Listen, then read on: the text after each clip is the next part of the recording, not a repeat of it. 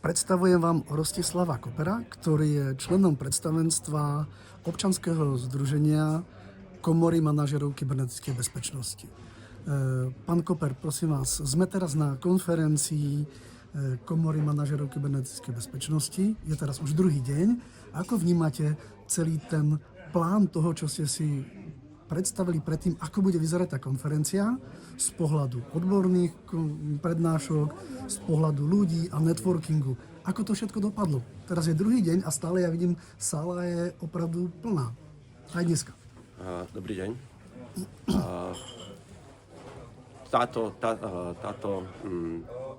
Táto konferencia, ktorá je už druhá v poradí, podarila sa nám veľmi dobre, aspoň z môjho pohľadu, pretože pred rokom a pol sme vlastne iba vznikli. A pred tým rokom a pol sme si mysleli, že občianske združenie s názvom Komora manažerov kybernetickej bezpečnosti bude mať tak 30-60 ľudí. Dnes je počet členov cez 300 a podarilo sa nám to vďaka tomu, že komunite poskytujeme dobré zázemie, čo sa týka vzdelávania, komunikácie, stretávania sa a podpory všetkých manažerov kybernetickej bezpečnosti, ktorí na Slovensku toto vykonávajú. Čo sa týka konferencie samotnej, učíme sa.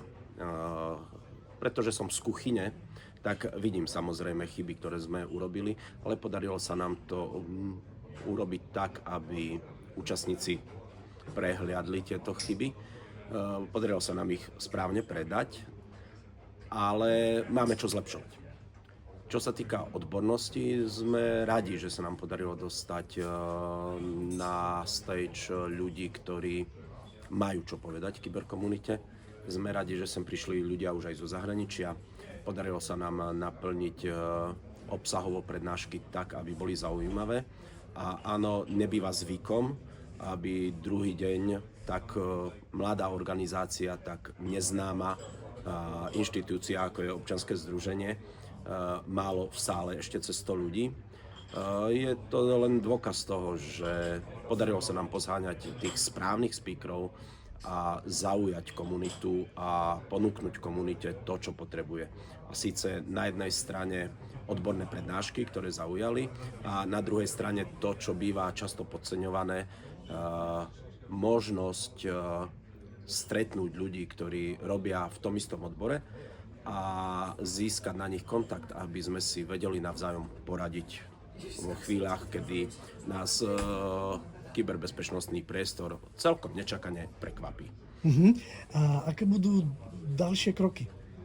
Pochopiteľne budeme ďalej spolupracovať so všetkými manažérmi alebo s ľuďmi, ktorí chcú vykonávať tú pozíciu manažera kybernetickej bezpečnosti na Slovensku. Budeme naďalej poskytovať zadarmo vzdelávanie pre našich členov, zadarmo realizovať workshopy, konferencie.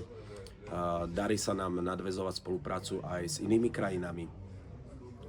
Pokúsime sa proste rozvíjať tú komunitu tak, aby aj naďalej naši členovia sa mali na koho obrátiť a kde môcť komunikovať svoje problémy alebo svoje predstavy.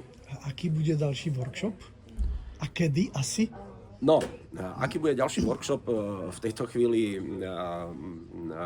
Ešte nám neskončila táto konferencia.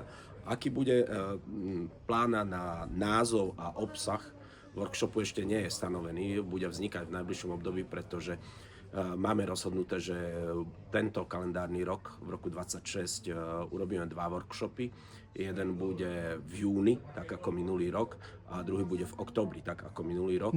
Ale ich názvy ešte v tejto chvíli nemáme vykreované. To budeme kreovať podľa toho, ako sa vlastne komunita bude rozhodovať, že čo by nám najviac pomohlo.